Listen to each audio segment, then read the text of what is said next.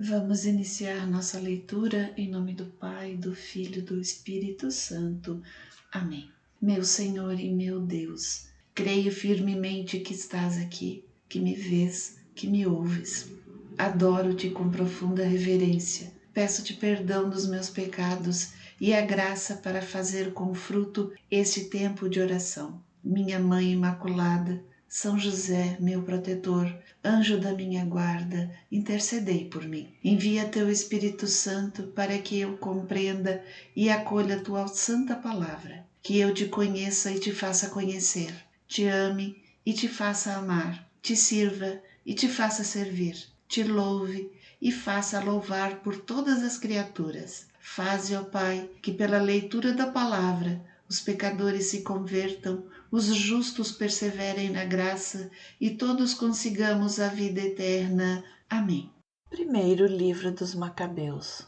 Do capítulo 9, versículo 1 ao versículo 73.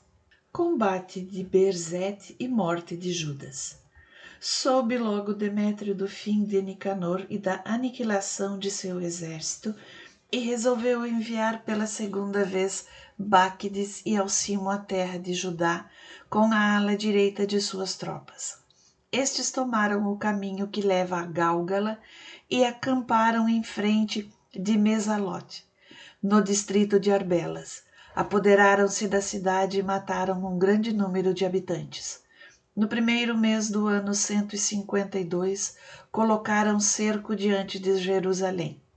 Depois eles se apartaram e foram a Berzete com 120.000 homens e 2.000 cavaleiros. Judas estava acampado em Elasa e 3.000 homens de escol estavam com ele. Todavia, ante o número considerável de seus adversários, ficaram tomados de pânico. Muitos se retiraram do acampamento e por fim ali ficaram não mais que 800 homens. Verificando Judas a dispersão de seu exército e a iminência do combate, sentiu seu coração angustiado, porque já não tinha tempo de reunir os fugitivos. Consternado, disse aos que tinham ficado: Vamos e ataquemos o inimigo, talvez possamos combatê-lo.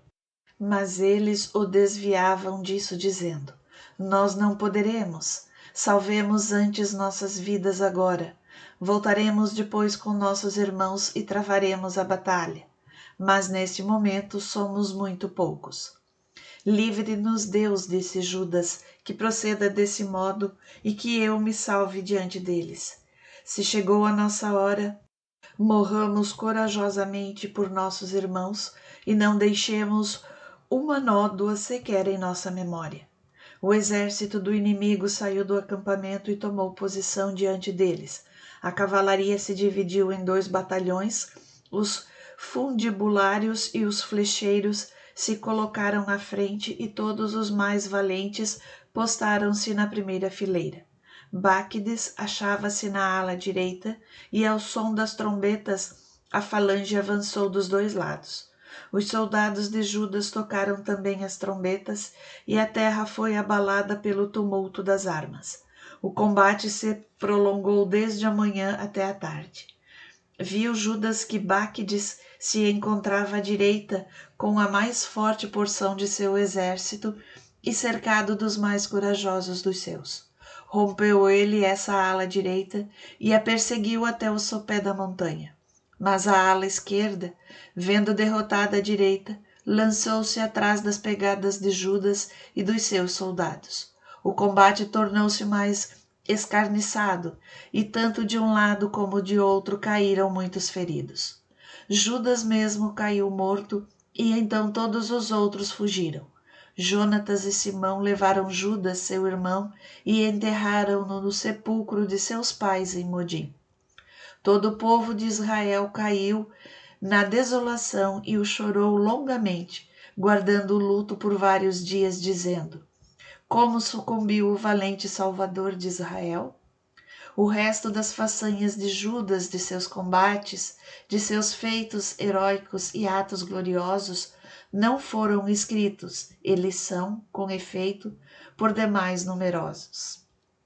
Jonatas sucede a Judas. Ora, Após a morte de Judas, aconteceu que os perversos reapareceram em todas as fronteiras de Israel e todos os que praticavam o mal deram-se a conhecer. Naqueles dias dominou também uma grande fome e todo o país passou para o inimigo com eles.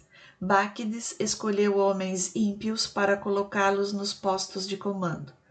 Estes procuravam com empenho os amigos de Judas e os conduziam a Báquides, que se vingava deles e os escarnecia. A opressão que caiu sobre Israel foi tal que não houve igual desde o dia em que tinham desaparecido os profetas. Reuniram-se todos os amigos de Judas e disseram a Jonatas: após a morte de Judas, teu irmão, não há mais ninguém como ele para opor-se a nossos inimigos, a Báquides e aos que odeiam nossa raça. Por isso, nós te escolhemos hoje por chefe para nos conduzires ao combate. A partir dessa hora, Jonatas tomou o comando e assumiu o lugar de seu irmão Judas. Tendo Báquides conhecimento disso, procurava matá-lo, mas advertidos, Jonatas, seu irmão Simão e todos os seus companheiros fugiram ao deserto de Técoa, onde acamparam junto às águas da cisterna de Asfar. Soube-o Báquides no dia de sábado e atravessou o Jordão com todo o seu exército. Morte de João, irmão de Judas.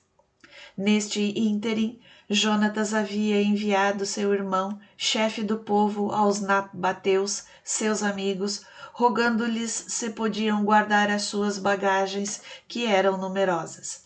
Mas os filhos de Jambre saíram de Medaba, apoderaram-se de João e de tudo o que ele tinha e o levaram. Logo em seguida, disseram a Jonatas e a seu irmão Simão que os filhos de Jambre celebravam um grande casamento e traziam de Nadabá, com grande pompa, a jovem esposa, filha de um dos maiores príncipes de Canaã. Lembraram-se do sangue de seu irmão João e retiraram-se para a montanha onde se ocultaram.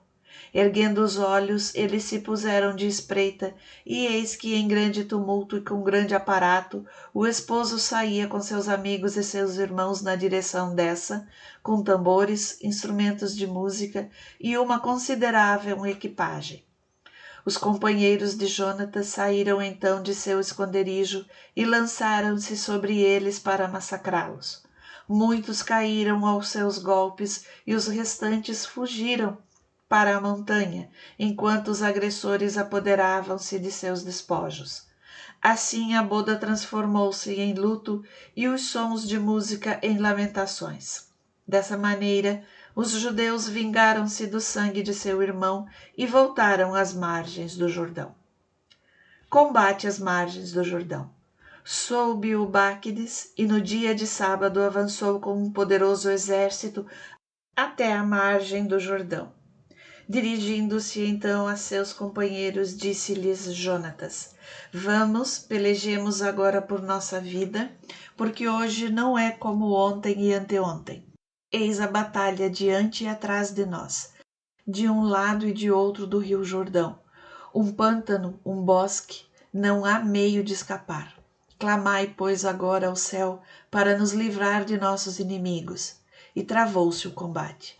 Jonatas estendeu a mão para ferir Báquides, mas este se afastou e o evitou. Então Jonatas e seus companheiros atiraram-se ao Jordão e passaram a nado para a outra margem, sem que o inimigo atravessasse atrás dele.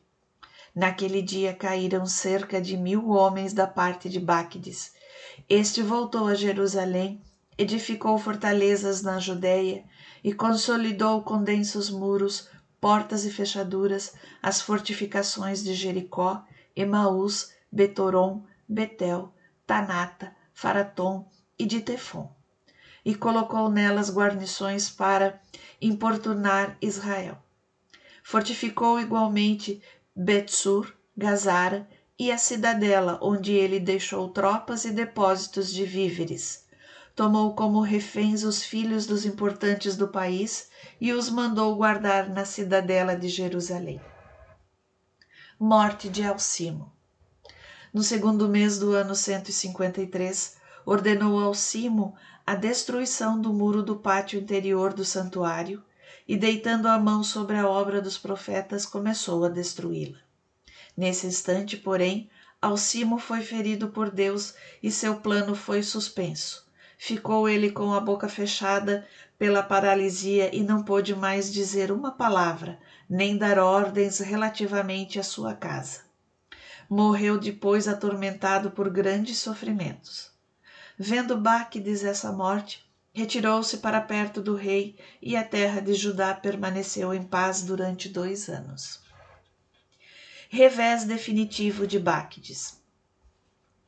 Mas entre os judeus os maus conspiravam, dizendo: Eis que Jonatas e os seus vivem em paz e descuidados. Aproveitemos para chamar Báquides, que os exterminará numa só noite. Foram eles, pois, aconselhá-lo, e ele se pôs a caminho com um grande exército. Secretamente enviou mensageiros aos partidários que ele possuía junto aos judeus, para que eles lançassem mão sobre Jonatas e seus companheiros. Mas eles não conseguiram porque seu plano tinha sido descoberto. Pelo contrário, 50 dos principais cabeças da conjuração foram presos e mortos. Quanto a Jonatas, fugiu com Simão e seus partidários até Bet-Base, no deserto. Ergueram as suas ruínas e fortificaram-se nelas. Logo que Báquides o soube, reuniu todo o seu exército e foi avisar seus amigos da Judéia. Veio acampar defronte a Bet-Base e ele sitiou por muito tempo, construindo máquinas. Jonatas, deixando na cidade seu irmão Simão, ganhou o campo com um pequeno número de homens. Matou Odomera e seus irmãos na sua própria tenda, bem como os filhos de Faziron, e começou a dar combates e aumentar em número. Do outro lado, Simão e seus homens saíram da cidade e incendiaram as máquinas. Travaram combate com Báquides, que foi derrotado por eles, e ficou muito entristecido pela presunção e insucesso de sua tentativa. Por isso mostrou-se irritadíssimo contra os maus judeus, que o haviam aconselhado a vir à sua terra. Mandou matar a muitos e decidiu voltar a seu país. Sabendo disso, enviou-lhe Jonatas mensageiros para propor-lhe a paz e a devolução dos prisioneiros.